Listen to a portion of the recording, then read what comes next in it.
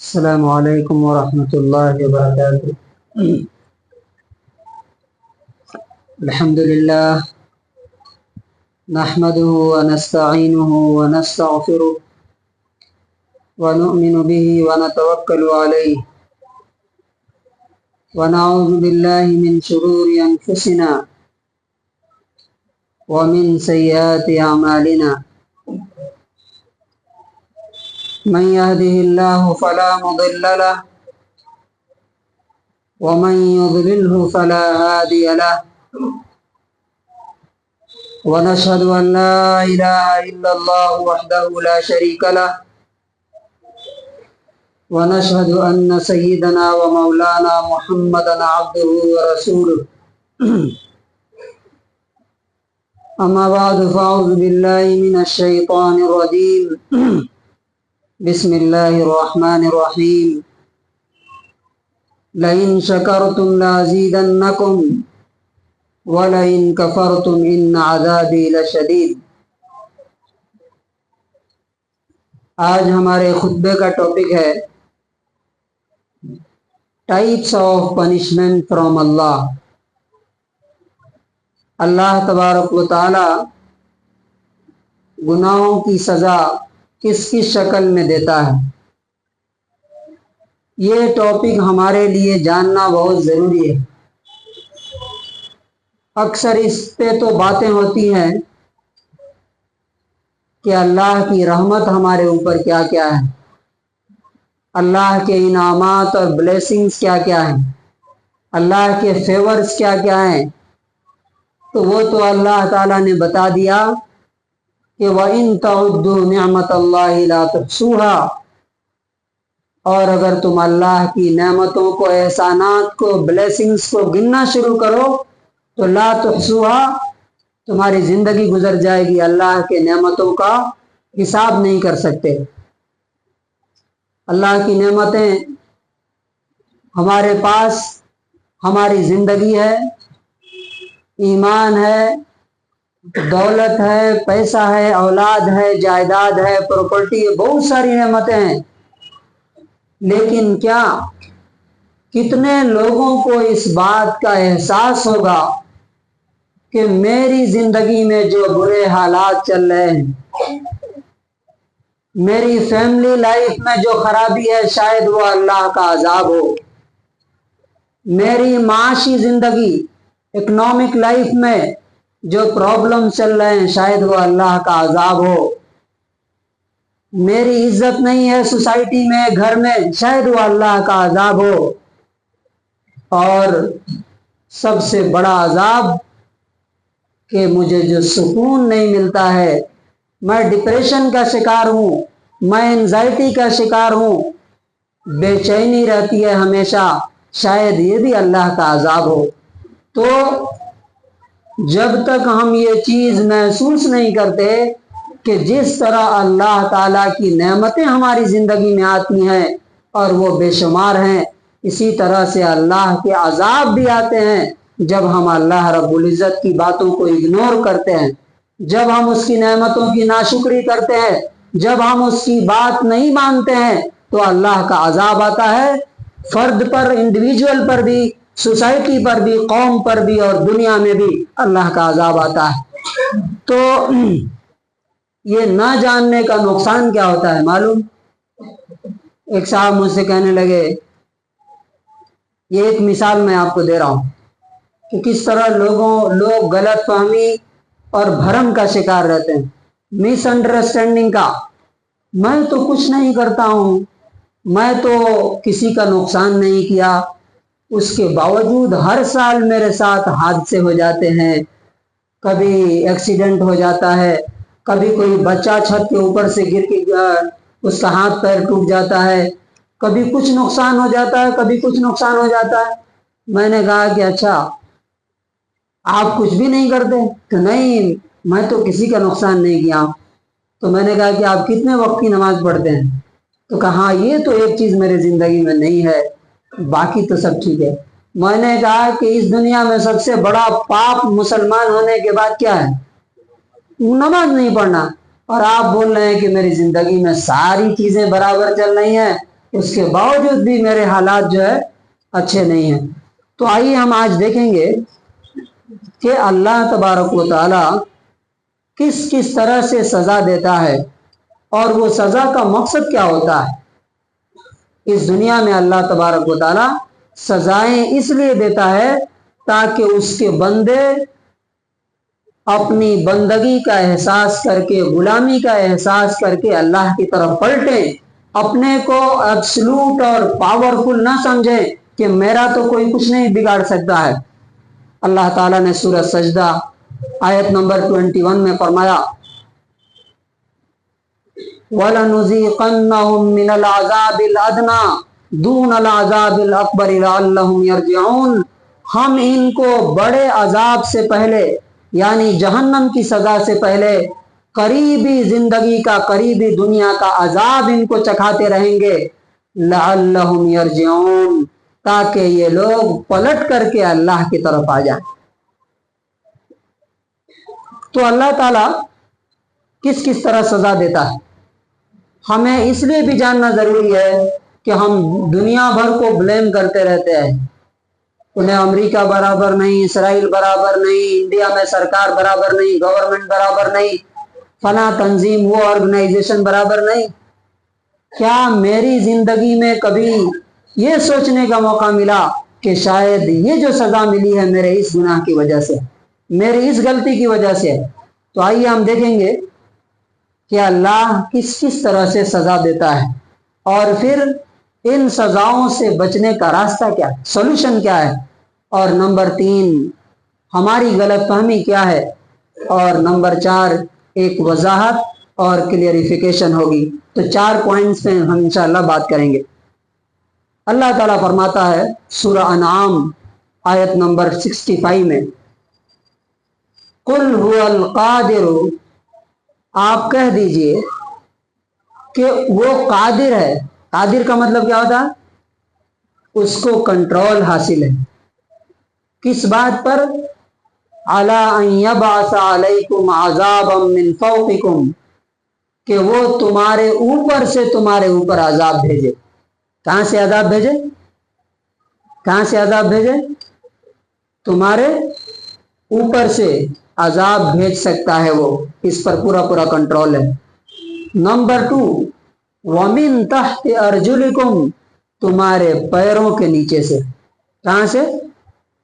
تمہارے پیروں کے نیچے سے، تحت ارجلکم، یہ 2 ٹائپ ہوئے۔ اور تیسری قسم او یلبسکم شیعا، یا تم کو گروپ بنا کر کے وَيُذِيقَ بَعْضَكُمْ بَأْسَ بَعْضٍ، اور تم کو ٹکرا دے اور لڑا دے اور ایک دوسرے کی سزا کا مزہ تم کو چکھا دے۔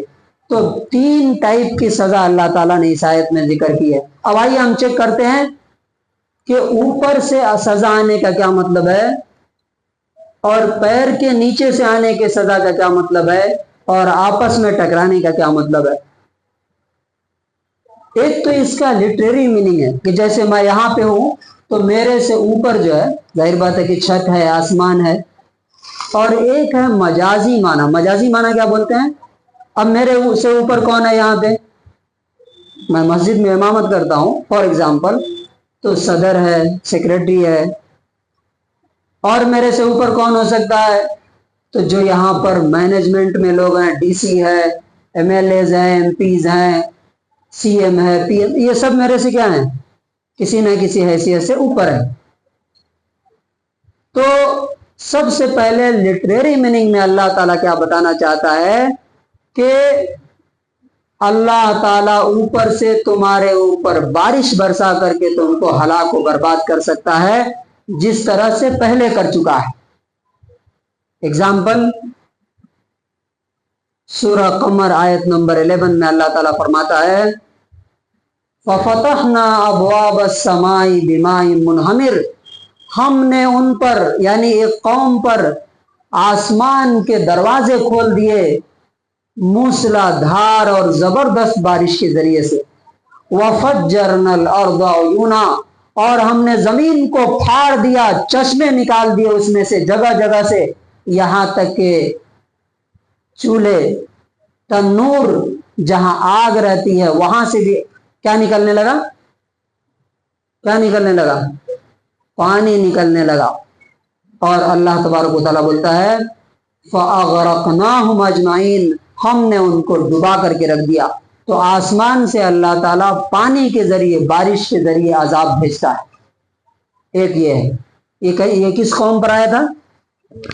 کس قوم پہ آیا تھا؟ یہ نوح علیہ السلام کی قوم پر. نمبر 2، ہوا کے ذریعے اللہ تعالیٰ تباہ و برباد کر دے تم کو. یعنی اللہ اس پر کنٹرول رکھتا ہے کہ جو ہوا جس کے بل پہ تم زندہ ہو، جو تمہارے لیے آکسیجن فراہم کرتی ہے، اسی ہوا کو اللہ تعالیٰ تمہاری موت کا ذریعہ بنا دے. یہ کس قوم پہ آیا تھا؟ اللہ تبارک و تعالیٰ نے فرمایا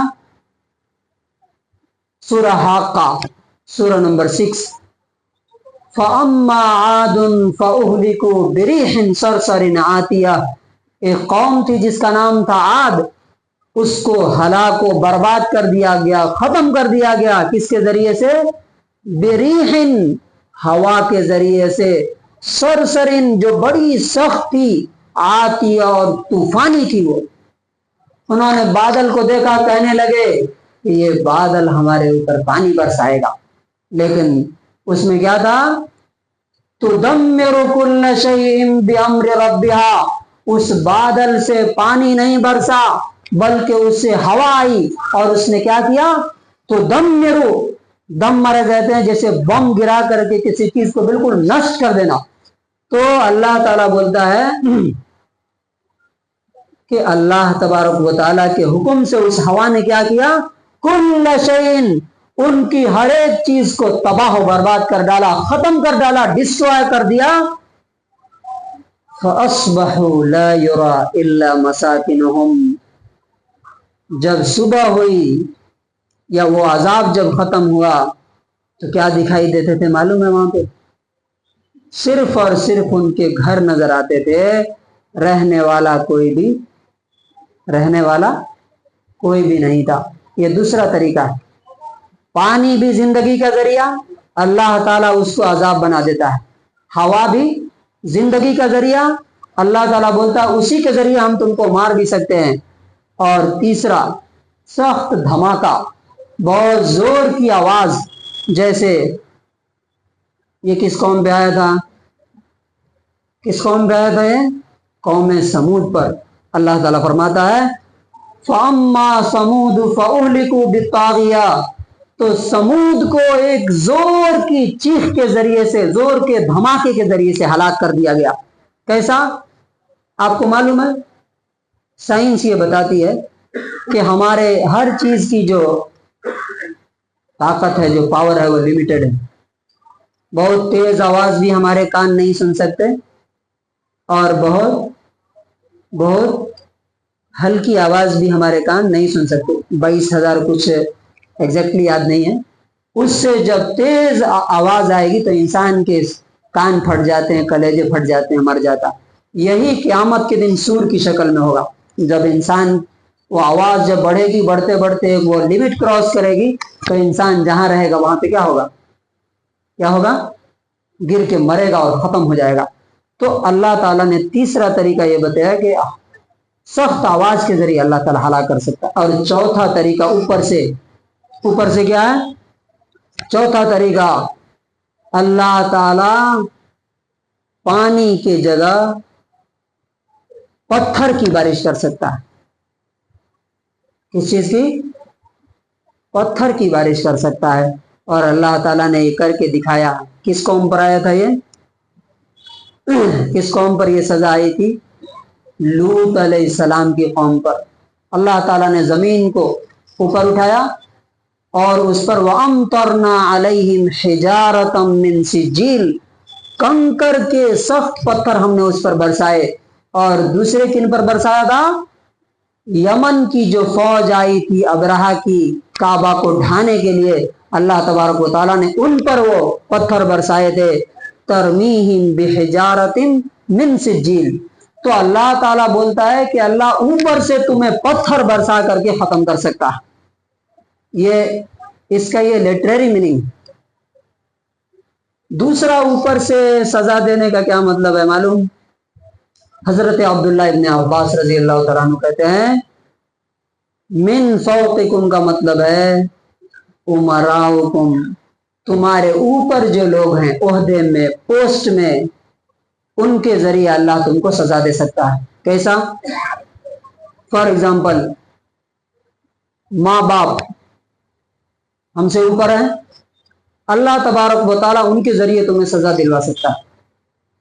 اس کے علاوہ ہمارے حکمران، ہمارے باس بولتے ہیں کہ کمپنی سے نکال دیا، میری کوئی غلطی نہیں تھی، کوئی جرم نہیں تھا، یہ اللہ تعالیٰ کی طرف سے سزا ہو سکتی ہے۔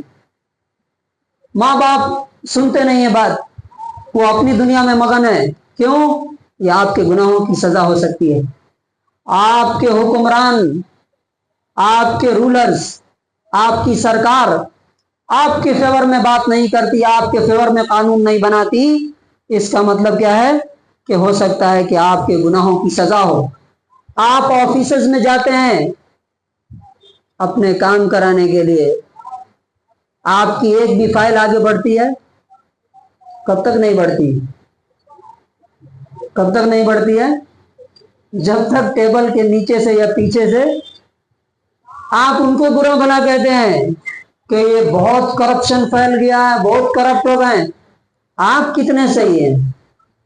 جو آپ پر اللہ تعالیٰ نے کہا گیا ہے کہ کما تکونون کذالک یؤمر علیکم، تم جیسے رہو گے، تمہاری اکثریت جیسی رہے گی، اسی طرح اللہ تعالیٰ تمہارے اوپر حکمران بھی مسلط کرے گا۔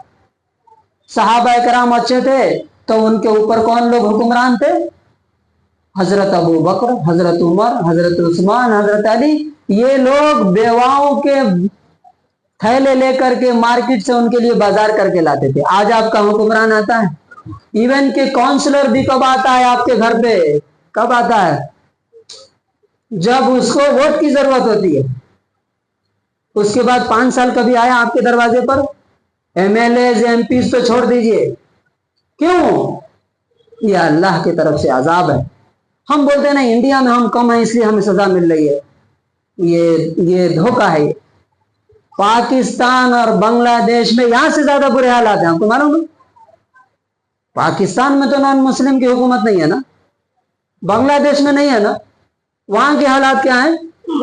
یہاں سے زیادہ بدتر اور برے ہیں۔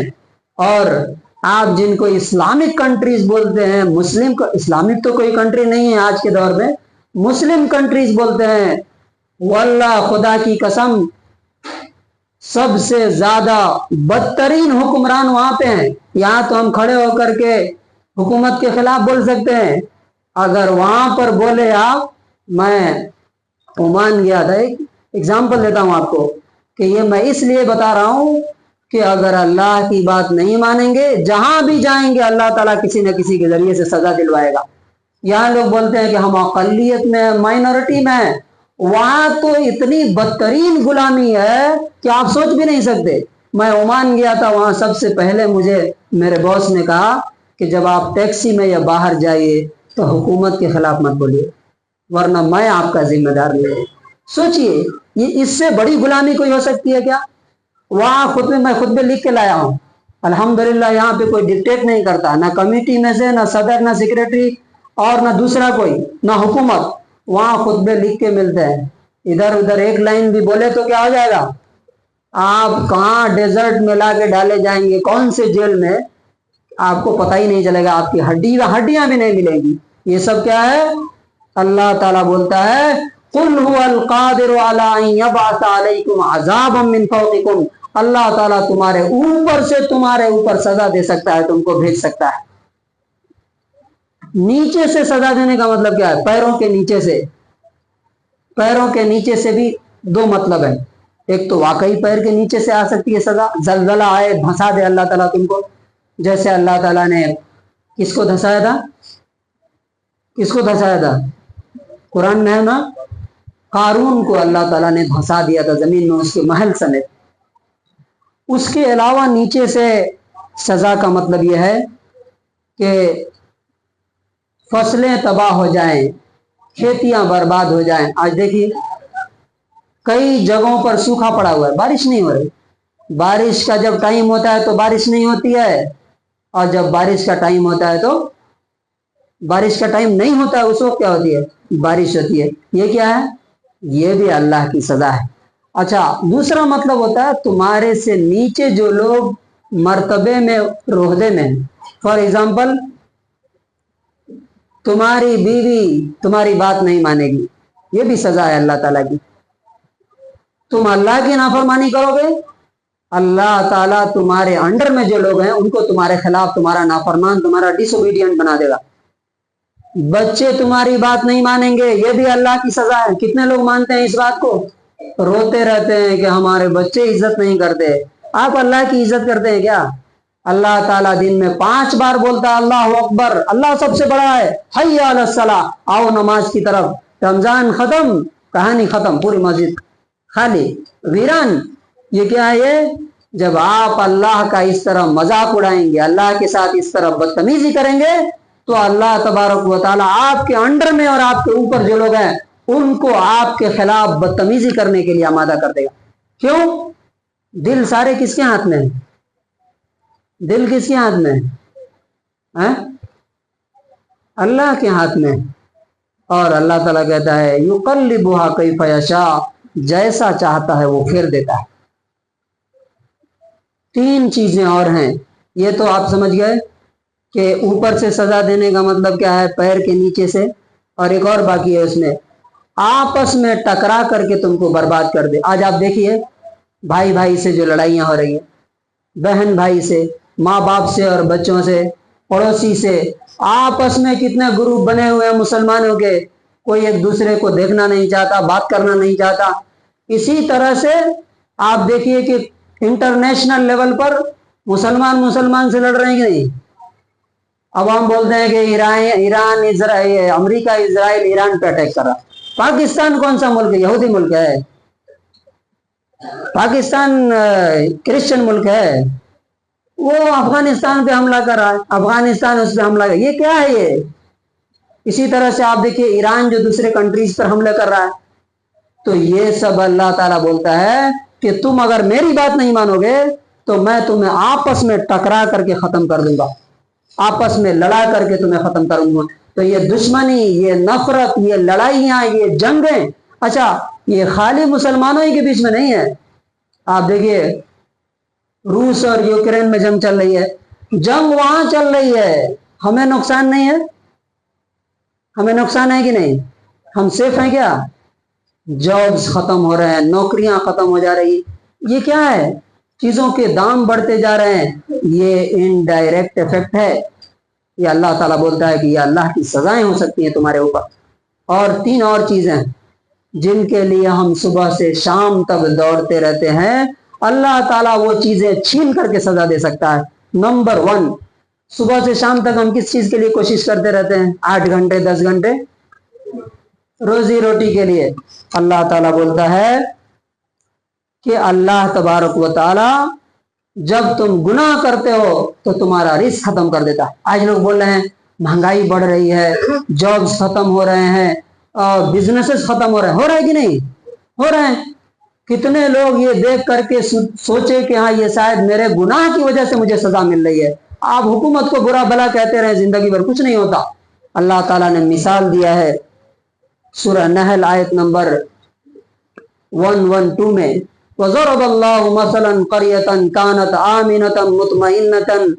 اللہ تعالیٰ نے ایک بستی کی مثال دی, ایک شہر کی, جس کے پاس اس کا رزق آتا تھا, بہت اطمینان سے, امن سے, سکون سے تھے. انہوں نے اللہ کی نعمتوں کی ناشکری کی, اللہ کی بات نہیں مانی, تو اللہ تعالیٰ نے کیا کیا؟ أَذَاقَهَا اللَّهُ لِبَاسَ الْجُوعِ وَالْخَوْفِ. 2 چیزیں چھین لی. کیا؟ رزق چھین لیا, امن اور پیس چھین لیا. آپ بتائیے دونوں چیزیں چھین رہے ہیں کہ نہیں مسلمانوں سے؟ چھین رہے ہیں کہ نہیں؟ کتنے لوگ ہیں جو یہ سوچ کر کے توبہ کر رہے ہوں کہ نہیں اللہ تعالیٰ کا یہ عذاب ہے.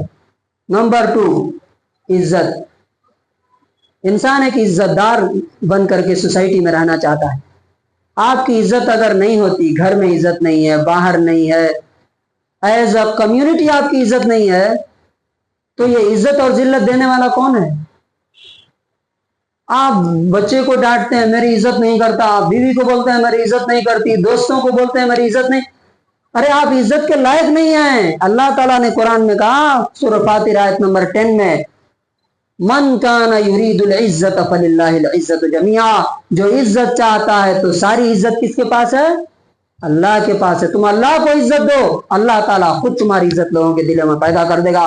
और अगर नहीं करोगे तो अल्लाह ताला ने साफ साफ फरमाया सूरह हज आयत नंबर 18 में, वमन युहिनिल्लाहु फमा लहु मिन मुकरिम, जिसे अल्लाह ताला जलील कर दे उसे कोई इज्जत देने वाला नहीं है। तो रिस्क छीन रहा है अल्लाह ताला, इज्जत खत्म हो गई है। और जो सबसे बड़ी सजा है, जो सबसे बड़ा अजाब है, वो क्या है मालूम है? जो लोग सो रहे हैं वो भी जरा जग के सुने। सबसे बड़ी सजा क्या है? सब कुछ है, सुकून नहीं है। अल्लाह ताला बोलता है सूरह ताहा आयत नंबर 124 में, वमन आरज़ अन ज़िक्री फ़इन्न लहु मईशतन ज़नका, जो मेरी याद से मुंह मोड़ के जिंदगी गुजारेगा हम उसकी जिंदगी तंग कर देंगे, डिप्रेस्ड कर देंगे। सारी चीजें होंगी, गोलियां खा के भी नींद नहीं आएगी। आज देखिए एक रिसर्च ये बता रही है अगले कुछ दिनों में, कुछ सालों में सबसे ज्यादा लोग किस चीज से मरेंगे मालूम है? सुसाइड करके, डिप्रेशन से। बीमारी हार्ट अटैक वगैरह से नहीं, ये डायबिटीज से नहीं, टेंशन डिप्रेशन की वजह से सुसाइड करके मरेंगे। कहां से ये आ रहा है सब? अच्छा अब ये देखिए तीनों चीजों का लिंक कैसे है। जब रिस्क छीन गया, इज्जत चली गई, तो सुकून रहेगा क्या? नहीं रहेगा। अगर रिस्क चाहिए, इज्जत चाहिए, सुकून चाहिए, तो उसका रास्ता क्या है? वतूबू इलल्लाहि जमीअन, तुम सब मिल करके अल्लाह से तौबा करो। कुछ लोगों को गलतफहमी होती है, मैं तो कुछ नहीं करता हूं, मैं तो बहुत पाक साफ हूं। याद रखिए अल्लाह ताला जालिम नहीं है। अल्लाह ताला वमा रब्बुका बिज़ल्लामिल लिल अबीद, हो सकता है आप नमाज छोड़ रहे हैं और इसकी वजह से आपकी जिंदगी में अजाब आए। आप सोच रहे हैं कि मैं तो कुछ कर ही नहीं रहा हूं, ये तो बहुत बड़ा पाप कर रहे हैं आप। हो सकता है कि आप रोजे नहीं रखते हैं, हो सकता है कि हज फर्ज हो। मैं कई ऐसे लोगों को पर्सनली जानता हूं, रोजा फर्ज, ये हज फर्ज है, अभी तक नहीं गए, पैसे के गुलाम। ज़कात, कितने परसेंट लोग वाकई कैलकुलेट करके ज़कात देते हैं? इसी तरह से बहुत से गुनाहों को हम गुनाह समझते ही नहीं। फॉर एग्जाम्पल झूठ बोलना, बाज़ाब्ता लोग झूठ बोलते हैं और उनको एहसास नहीं होता। गीबत करना, शिकवे शिकायत करना, मस्जिद में बैठ के भी लोग शिकायत करते हैं, गीबत करते हैं एक दूसरे की। और हालांकि अल्लाह ने क्या कहा? मरे हुए भाई के गोश्त खाने के बराबर है। इसी तरह से बखीली, कंजूसी, और एक आखिरी चीज, इस चीज को कितने लोग गुनाह समझते हैं, जो मैं लास्ट में बोल रहा हूं। अल्लाह से ज्यादा किसी और चीज से मोहब्बत करना, चाहे वो बच्चे हों, बीवी हो, घर हो, कारोबार हो। अब यहाँ पे कुरान की तफसीर होती है, दीन की बातें होती है, कहीं भी अल्लाह रसूल की बात होती है, लोग 3 मिनट नहीं बैठ जाते, बीच में उठ के भागते जाएं। और वही बच्चों के साथ, बीवी के साथ, दोस्तों के साथ होटल में बैठ के चाय खाने पे, रोड पे घंटों घंटों गुजार देते हैं। लेकिन अल्लाह की बात सुनने के लिए यहाँ खुतबा शुरू होता है 1 बजे, 2 सफ रहती है। क्या मतलब है? किससे ज्यादा मोहब्बत है? हालांकि मालूम है कि इतने बजे से शुरू होता है, इतने बजे खत्म हो जाए, 1-2 मिनट के आगे पीछे की जाए। तो ये जो हम अल्लाह से ज्यादा किसी और से मोहब्बत करते हैं, ये भी गुनाह है, पाप है। और अल्लाह ने कहा फतरब्बसू हत्ता याती अल्लाहु बिअम्रिही, अगर तुम ऐसा करते हो कि अल्लाह से ज्यादा किसी और से मोहब्बत करते हो, तो इंतजार करो, अल्लाह का अजाब तुम पर आएगा। और ये सारी शक्लें हो सकती है, रिज्क छीन सकता है, इज्जत छीन सकता है, सुकून छीन सकता है अल्लाह तबारक व तआला। तो अल्लाह तबारक व तआला से दुआ है, इसमें मैं कंक्लूड करता हूं कि अल्लाह ताला ने कहा आज की जो खुतबे में, अल्लाह तुम्हारे ऊपर से अजाब भेज सकता है, यानी आसमान से, या तुम्हारे ऊपर जो लोग हैं, तुम्हारे हुक्मरान, तुम्हारे ऑफिसर्स, तुम्हारे माँ बाप, नीचे से अजाब भेज सकता है। زلزلہ آ سکتا ہے، بھسا سکتا ہے اللہ تعالیٰ، فصلیں برباد ہو سکتی ہے، آپس میں لڑا کر کے تم کو برباد کر سکتا ہے، جیسا کہ آج دنیا میں آپ دیکھ رہے ہیں، انڈیا میں بھی آپ دیکھ رہے ہیں کیا حالات ہیں۔ اور اسی طرح سے تین اور جو بیسک چیزیں ہماری زندگی کی، رزق، کتنے لوگ قرضوں میں ڈوبے ہوئے ہیں، رزق چھین سکتا ہے، عزت چھین سکتا ہے، اور سکون چھین کر کے تمہیں عذاب دے سکتا ہے۔ اب آج کے بعد سے ہمیں کیا کرنا چاہیے؟ اگر یہ ساری چیزیں ہماری زندگی میں چل رہی ہیں تو دوسروں کو بلیم کرنے کے بجائے خود کو چیک کرنا چاہیے کہ میں کہاں پر اللہ کو ناراض کر رہا ہوں، میں کہاں پر گناہ اور پاپ کر رہا ہوں۔ ہو سکتا ہے کہ ساری چیزیں ٹھیک ہو، ایک چیز آپ کی زندگی میں غلط ہو رہی ہو جس کی وجہ سے اللہ کا عذاب آپ پر آ رہا ہے اور آپ کو احساس نہیں، آپ دوسروں کو بلیم کر رہے ہیں۔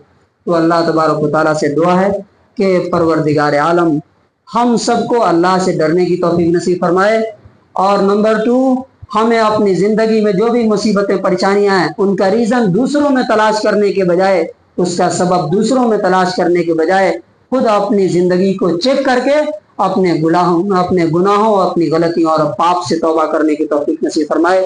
بارک اللہ لنا ولکم فی القرآن العظیم ونفعنی وإیاکم بالآیات والذکر الحکیم۔